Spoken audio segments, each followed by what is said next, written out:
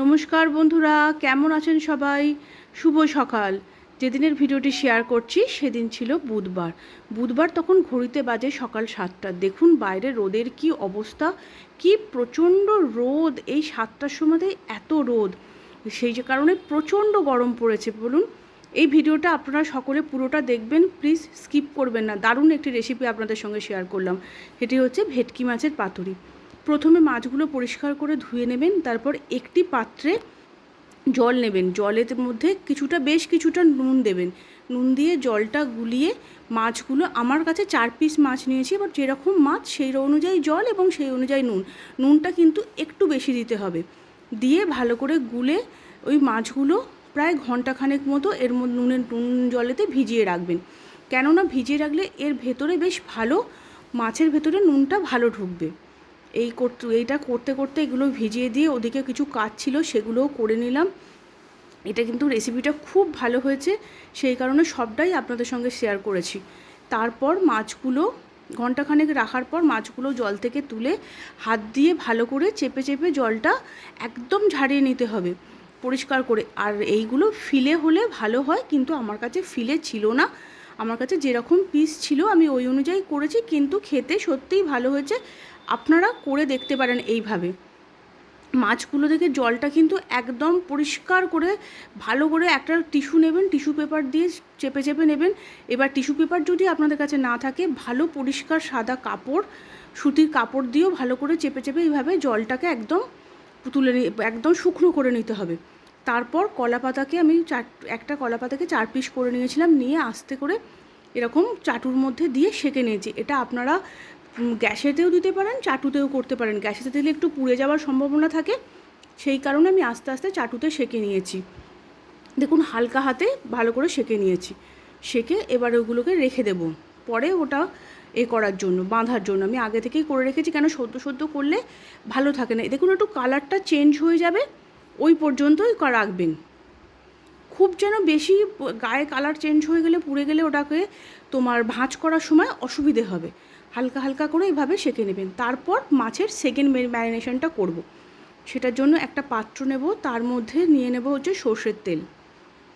দেখুন আমি একদম পরিষ্কার সুন্দরভাবে আপনাদের দেখাচ্ছি। ভালো করে সর্ষের তেল নেবেন পরিমাণ মতো, তেলটা একটু বেশি হবে। তার মধ্যে নিয়ে নেবেন হচ্ছে লঙ্কা গুঁড়ো আর হলুদ গুঁড়ো আর সামান্য নুন। কেননা খুব বেশি নুন দেবেন না, নুনটা আগে থেকেই তোমার ওই জলের মধ্যে ডোবানো ছিল বলে মাছের ভেতরে কিন্তু ভালোই নুন আছে, সেই কারণে সামান্য পরিমাণ মতো নুনটা দেবেন মশলাতে। এবার এই লঙ্কা গুঁড়ো দিয়ে দেবেন, তার মধ্যে দিয়ে দেবেন পোস্ত বাটা। আর আমার পোস্তটা যেহেতু আগে থেকে একটু বাটা ছিল, তাই না হলে আপনারা একসঙ্গেই করতে পারেন। পোস্ত, সাদা সর্ষে যে পরিমাণে নেবেন সবকটা পরিমাণ একই হবে। পোস্ত, সাদা সর্ষে, কালো সর্ষে, কাজু বাদাম, কাঁচা লঙ্কা একসঙ্গে একটা পেস্ট করে নেবেন। আমার ওইটা ছিল পোস্ত বাটা, আর এটা হচ্ছে সাদা সর্ষে, হলুদ সর্ষে আর কাজু বাদাম আর কাঁচা লঙ্কা একসঙ্গে পেস্ট। আর তার সঙ্গে নেবেন দই ঝরানো টক দইটা নেবেন, জল ঝরিয়ে দইটা নেবেন, টক দই নেবেন, সেটাও আপনারা পরিমাণ মতো। একটা ছাঁকনির মধ্যে খানিকটা টক দই দিয়ে একটা বাটিতে রেখে দেবেন, বা সুতির কাপড়ে বেঁধে, যেরকমভাবে আমরা আগে ছাঁকতাম সেইভাবে দইটাকে বেঁধে রাখবেন। রেখে দেবেন, দেখবেন জলটা ঝরে একদম শুকনো হয়ে যাবে। দইটা ভালো করে পেস্ট করে নেবেন। যত যাই বলুন না কেন, হাত দিয়ে না করলে যেন ভালো লাগে না, বেশ স্মুথ একটা পেস্ট হবে। তার মধ্যে এই মাছগুলোকে ভালো করে ভিজিয়ে, এটাও প্রায় ঘন্টাখানেক, যদি সময় হাতে থাকে তো ঘন্টাখানেক রাখবেন, যদি সময় না থাকে মিনিমাম 30 মিনিট তো আপনাদের রাখতেই হবে, নাহলে ভেতরের মশলার টেস্টটা ঢুকবে না। ভালো করে এটা রেখে দেবেন। সমস্ত দিনের কাজকর্ম থাকে, তার মধ্যে যদি এরকম টুকিটাকি রান্না, এইগুলো তো একটু বেশি সময় সাপেক্ষ, সেই জন্য আজকে আর বিশেষ কিচ্ছু করিনি জানেন তো। একদম শুধুমাত্র ওই পাতুরিটাই করেছি আর ভাত, তার সঙ্গে সামনের পাতে একটু ওই উচ্ছে সেদ্ধ, আর একদম কিচ্ছু করিনি। কেননা এটা করতেই বেশ সময় সাপেক্ষ লেগে যায়, একটা একটা করে ধরে ধরে করা তো, আর সব কিছু সমস্ত কাজও থাকে বলুন না বাড়িতে, সেইগুলো সমস্ত সামলে সমস্ত নানা রকম নতুন রেসিপি। এটা একদম আমি মাথা থেকে বার করেছি। দেখুন বেশ ভালো হবে, একদম হোটেলের মতো। হোটেলে যেতে হবে না, বাড়িতে বসেই নিজেরা বানিয়ে খেতে পারবেন। খুব ভালো টেস্টফুল, একদম খুব সুন্দর। আপনাদের গরম ভাতে তো বেশ ভালো লাগবে খেতে।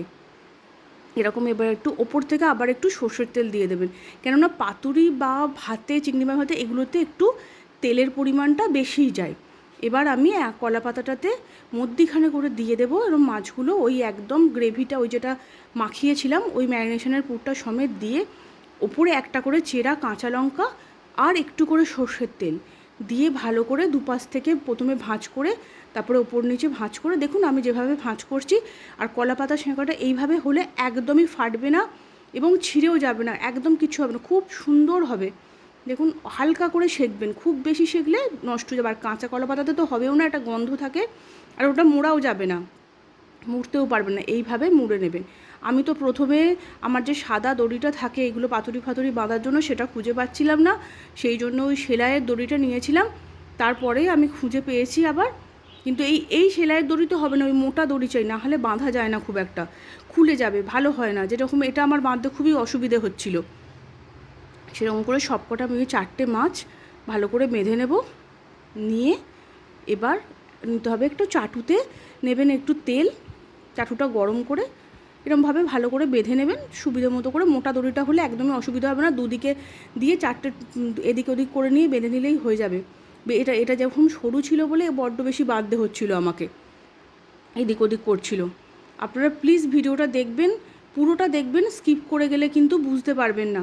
পুরোটা দেখবেন, লাইক শেয়ার এবং একটু কমেন্ট করে দেবেন, ভালো লাগলে একটু সাবস্ক্রাইব করে দেবেন। আপনারা ছাড়া আমার এই ছোট্ট পরিবার কিছুতেই বড় হতে পারবে না, আপনারা প্লিজ আমার সঙ্গে থাকবেন। এবার চাটু নেবেন, এইভাবে এরকম চাটুন, এটা আপনারা আবার কড়াইও নিতে পারেন, ননস্টিক প্যানে নিতে পারেন, কড়াইটা নিলেই ভালো, মানে চাটুটা নিলে ভালো হয়। এবার যার যেরকম জিনিস রয়েছে সেই অনুযায়ী করতে পারেন। তেলটা এরকম সাদা তেল দিয়ে দেবেন, এখানে আর সর্ষের তেলটা ইউজ করবেন না, এখানে একটু সাদা তেলই দেবেন। সাদা তেল দিয়ে ভালো করে গরম করে এবার আপনারা এটাকে ভাপিয়েও খেতে পারেন, আমি এটাকে ফ্রাই করেছি। ভাপাতে গেলে একটা মানে ওই যেরকম আমরা মোমো যেভাবে ভাপাই ওরকম একটু ফুটো ফুটোর মধ্যে দিয়ে দেবেন, তলায় জল বসিয়ে দেবেন, দিয়ে ওপরে চাপা দিয়ে মিনিট 10-15-20 ভাপালেই এটা হয়ে যাবে। আর আমি ভাপাইনি, এটা ভেজে করছি, ভাজাটাও ভালো লাগে, ভাপাটাও ভালো লাগে। এবার এগুলোকে আস্তে আস্তে করে ভাজতে হবে, দিয়ে একদম হালকা আঁচে ভাজবেন। প্রথমে যখন দেবেন তখন আঁচটা বাড়ানো থাকবে, তারপর আঁচটা কমিয়ে দেবেন, গ্যাসের স্টিমটা কমিয়ে দিয়ে হালকা হাতে এভাবে ভাজতে হবে। যখন দেখবেন ফুলে উঠছে, আপনারা দেখুন, দেখলেই বুঝতে পারবেন, একটা পিঠ হয়ে যাবার পর দেখবেন ফুলে উঠছে, দেখুন কীরকম ফুলে উঠেছে। এটা কলা পাতাটা ফুলে ওঠা মানেই মাছটা ভেতর থেকে ঠিক মতো রেডি হয়ে গেছে, বেশ ভালোভাবেই হচ্ছে ওটা, এটা বোঝা যাবে। কিন্তু যদি ফেটে ফেটে যায় তখনই মুশকিল হবে, এটা ভালো হবে না, পুরটা বেরিয়ে যাবে। সেই কারণে এই কাজটি খুবই হালকা হাত, মানে সাবধানে আস্তে হাতে করতে হবে। দেখুন না, আমি তাড়াহুড়ো করতে গিয়ে এখানটা যেন মনে হচ্ছে ফেটে যাচ্ছে, কিন্তু ফাটেনি। যাই হোক, এই মাছটা কিন্তু ফুলে উঠতে হবে, এইভাবে ফুলে উঠলেই তবেই বুঝতে পারবেন যে ভালোভাবে ভাজা হচ্ছে। হয়ে গেছে আমার, চলুন খাবার নিয়ে বসে পড়েছি। সত্যি বলছি দুর্দান্ত টেস্ট হয়েছিল। আপনারাও এইভাবে বানাবেন, ভালো লাগবে। সব খাওয়া দাওয়া করে একটু রেস্ট নিয়ে বিকেলবেলা চলে গেলাম, বিকেল ছাদে যাচ্ছি, ছাদে গিয়ে একটু সন্ধ্যেটা দিয়ে দেবো। বিকেলবেলা ছাদটা বেশ ভালো লাগে, সকালবেলা থেকে এত রোদ উঠে যায়, সকালটা ভালো লাগে না।